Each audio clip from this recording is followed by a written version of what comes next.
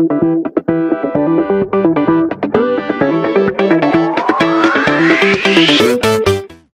go to number one. Thank you for your great insights, and I really look forward to reading this book, and about time after 70 years that this book has come, and great on both sides, you know, from India and Pakistan.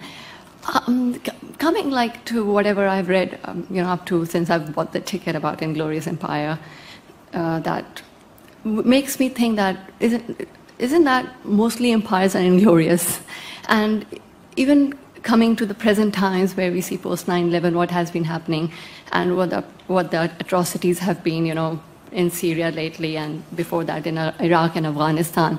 So what are your thoughts, and also including Indian occupied Kashmir, you know, where people are fighting for their freedom, and here there's another perspective where a man is a freedom fighter to one and a terrorist to another. So what are the lessons that would you see, you know, because with your profound experience and your long association with the United States, you see that what are the takeaways and what can you really tell the present government of India and other present people who are in the power? That would require a very long answer, young lady, and I hope you will read the book because a lot of it is covered in the book. Thank you.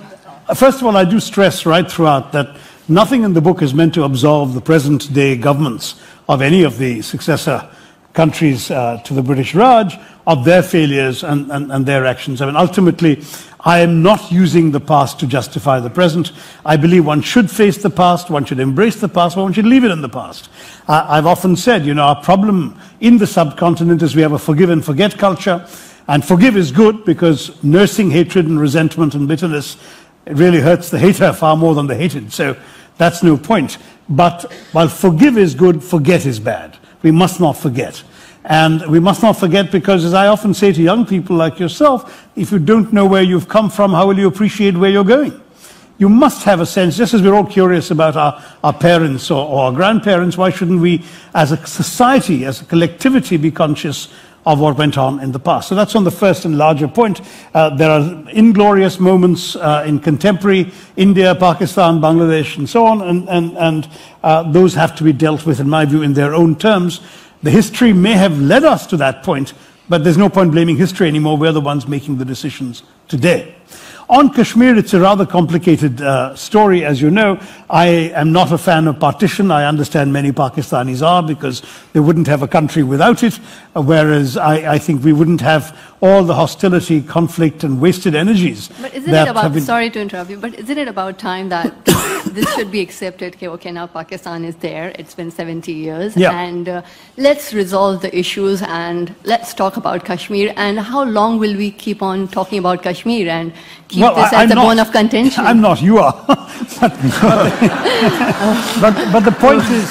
But with your profound experience with the United Nations, I see you somewhere, you know. Yeah, no, but just to answer that, I mean, the thing is that what Pakistanis often fail to appreciate is that there is a big difference in the logic underlying partition from two different sides of the border. Pakistan is created as a result of one party wanting a state for people of a particular religion.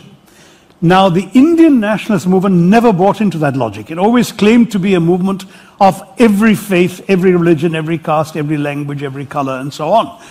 And it never accepted the logic that because Pakistan had been created as a state for Muslims, that what remained must necessarily be a state for Hindus. In fact, the Indian nationalist movement explicitly rejected that logic.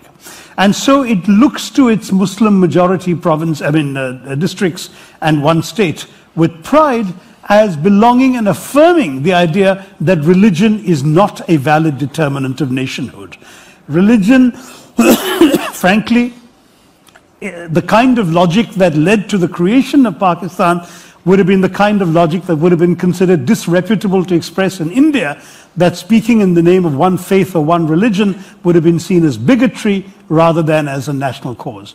So this is the fundamental problem, that there are two different logics at work.